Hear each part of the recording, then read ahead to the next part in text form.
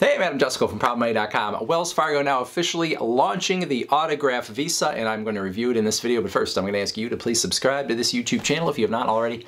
And if you have already, I thank you for doing so. So the cat's been out of the bag on this card for about a month or so as I'm making this video. Now official, though, from Wells Fargo. They are launching the Autograph Visa, which is a nice no annual fee card, going to give some nice multiples in cashback or other rewards on a lot of everyday categories. Now, as I make this video, they are sort of launching it, but sort of soft launching it, which means it is showing up in some markets, but it's not on the Wells Fargo site. It's going to be mid-July, it looks like, before it is completely available to everyone. But we now have all the sort of official details of it, so we're going to take a look at that here. The card is essentially sort of a slightly upgraded version of the old Wells Fargo Propel American Express card. Got a little more in rewards. We've switched from American Express to Visa, but there is part of me that says, well, if you had a good card, you took it off the market, and then you essentially relaunched almost the same card. Why? I guess it gives them another opportunity to have a card launch. So the Wells Fargo Autograph Visa Signature Card. No annual fee, and it's giving you rewards using the following formula. You've got 3x and a whole bunch of categories, 3 points per dollar at restaurants, gas stations, on travel purchases, transit purchases, 3 points per dollar on most streaming services, 3 points per dollar on phone plans, and then 1 point per dollar everywhere else. You have a bonus opportunity on this card of 30,000 points, which equals $300 if you redeem for cash. If you spend $1,500 with the card in the first 3 months of having it, so a little bit of work there, I guess, in order to get this bonus. If you're someone that doesn't spend a ton on your cards normally, you're gonna have to do a little work to get yourself up to $1,500 in those first 3 months, but a bonus worth getting. In terms of redeeming those points, you can redeem them at a penny per point for cash back, meaning 10,000 points, for example, is going to be $100. Like I said, 30,000 points on that bonus, $300. And then you also have some merchandise and travel rewards that you can potentially get. But I think for most people, this is a cash back card. So you can redeem in $25 increments, or you at least have to have $25 before you can redeem. Unless you are a Wells Fargo customer, you can also take out your rewards via ATM starting at $20.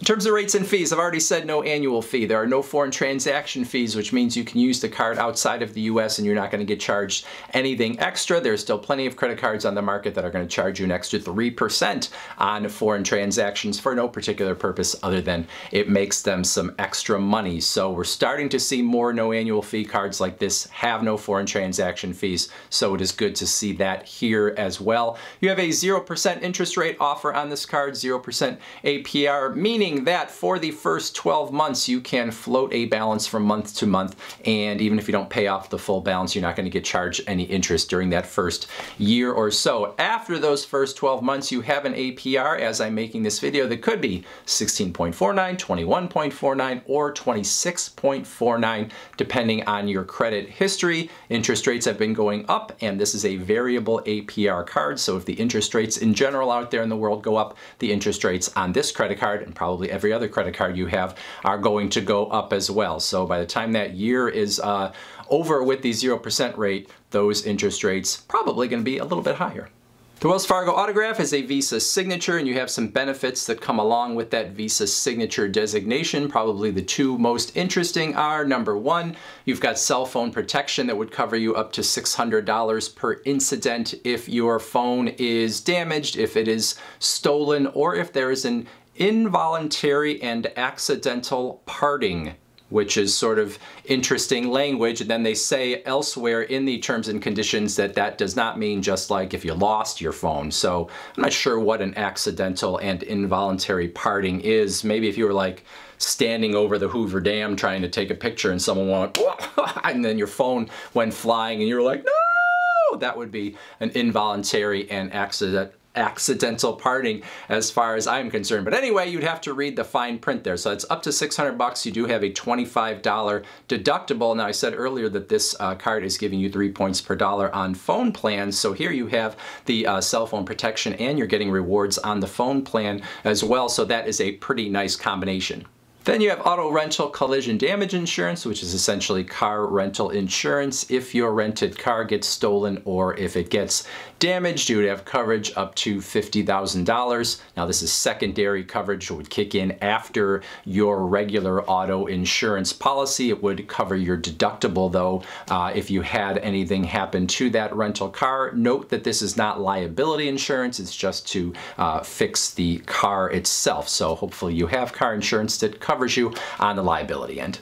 And then you have a few other benefits that maybe look good on paper, but most people are never going to use. Maybe some people would use that Visa Signature concierge service every so often. There is a luxury hotel benefit where you can get some modest perks when you stay at certain hotels, and then some roadside stuff when you are traveling, but most of it is pretty modest in terms of what they're actually giving you. It's more like you can call a number and they'll be like, yeah, we'll try and send somebody out, but you still got to pay for everything. It's not really a benefit to you so much. So some of these look good on paper. They kind of like, you know, fluff up the benefits of the card, but they're not all that useful.